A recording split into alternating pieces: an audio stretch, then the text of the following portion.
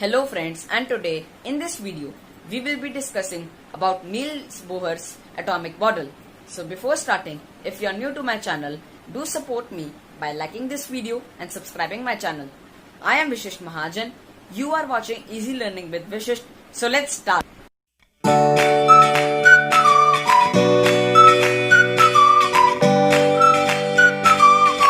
I was getting requests from my users that please make a video in Hindi language also. So from today onwards, I will be making videos in Hindi as well as English language also. चलिए एक बार फिर से atomic model की definition को दोहराते हैं। हमने अपनी पिछली वीडियो में भी समझा था कि एटॉमिक मॉडल वो मॉडल होता है जिसमें कि एटम के सब एटॉमिक पार्टिकल्स जो कि इलेक्ट्रॉन्स, प्रोटॉन्स और न्यूट्रॉन्स होते हैं, हमें उसके बारे में पता चलता है। नील्स बोहर से पहले अर्नेस्ट रदरफोर्ड ने अपना एटॉमिक मॉडल बताया था। उसने उस एटॉमिक मॉडल में कहा था कि एटम के बिल्कुल सेंटर में एक पॉजिटिव मास होता है जिसको हम न्यूक्लियस ऑफ एटम भी कहते हैं। न्यूक्लियस के अराउंड सारे इलेक्ट्रॉन्स रिवॉल्व करते हैं। अर्नेस्ट रदरफोर्ड ने यह भी कहा था कि इलेक्ट्रॉन्स अपनी फिक्स्ड ऑर्बिट्स में न्यूक्लियस के अराउंड रिवॉल्व करते हैं। मैंने आपसे अपनी पिछली वीडियो में यही सवाल पूछा था कि अर्नेस्ट रदरफोर्ड के मॉडल को और किस नाम से भी जाना जाता है, तो आपने उसका जवाब बिल्कुल ठीक बताया है। अर्नेस्ट रदरफोर्ड के एटॉमिक मॉडल को प्लैनेटरी मॉडल के नाम से भी जाना जाता है।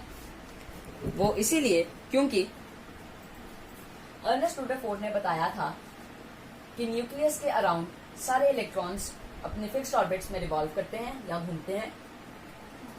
अगर आप इस मॉडल को ध्यान से देखें तो ये आपको सोलर सिस्टम की तरह लगेगा, जिसमें कि सन के अराउंड सारे प्लैनेट्स अपने फिक्स्ड ऑर्बिट्स में रिवॉल्व करते हैं, जैसे कि अर्थ, मर्क्यूरी, वीनस एक्सेट्रा। इसीलिए अर्नेस्ट रदरफोर्ड के एटॉमिक मॉडल को प्लैनेटरी मॉडल के नाम से भी जाना जाता है। अर्नेस्ट रदरफोर्ड के बाद नील्स बोहर ने 1913 में अपना ही एक एटॉमिक मॉडल प्रेजेंट किया।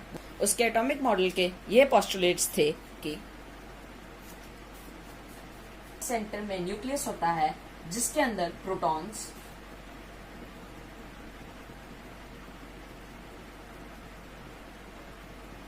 और न्यूट्रॉन्स रहते हैं।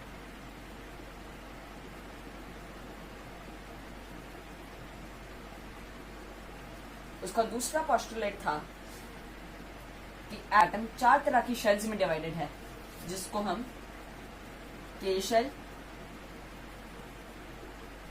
एल शेल, एम शेल और एल शेल कहते हैं। उसका तीसरा पोस्टुलेट था कि इलेक्ट्रॉन्स इन्हीं शेल्स के अराउंड एक फिक्स्ड स्पीड पे रिवॉल्व करते हैं। जैसा कि आप इस मॉडल में देख सकते हैं, यह के शेल है। के शेल के अंदर 2 इलेक्ट्रॉन्स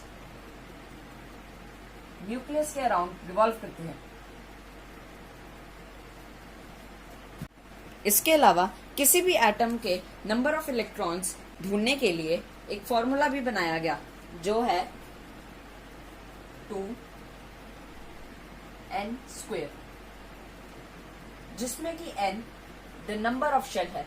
जैसे कि के शेल की अगर हम बात करें तो के शेल का नंबर 1 है, तो के शेल में जितने इलेक्ट्रॉन्स होंगे वो हम इस फॉर्मूले की मदद से ढूंढ सकते हैं। तो चलिए ढूंढते हैं। के शेल का क्योंकि नंबर 1 है तो हम 2 × 1⁻² करेंगे, जो कि फर्दर 2 × 1 = 2 हो जाएगा। इसका मतलब कि के शेल के अंदर 2 इलेक्ट्रॉन्स होते हैं। वही बात अगर हम एल शेल की करें, एल शेल के अंदर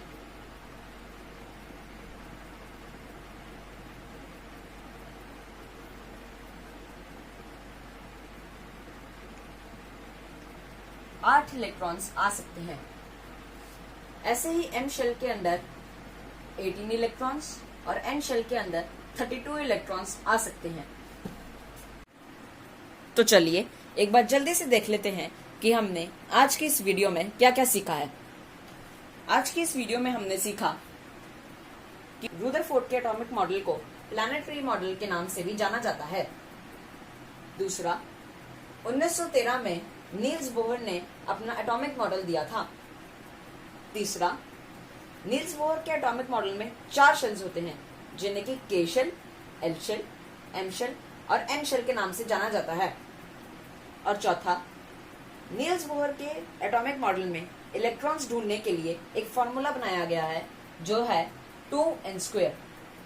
के शेल के इलेक्ट्रॉन्स को ढूंढने के लिए 2 ब्रैकेट में 1 रेज़ टू द पावर 2 करके हम इसके के शेल के इलेक्ट्रॉन्स को ढूंढ सकते हैं और के शेल में 2 इलेक्ट्रॉन्स आ जाते हैं।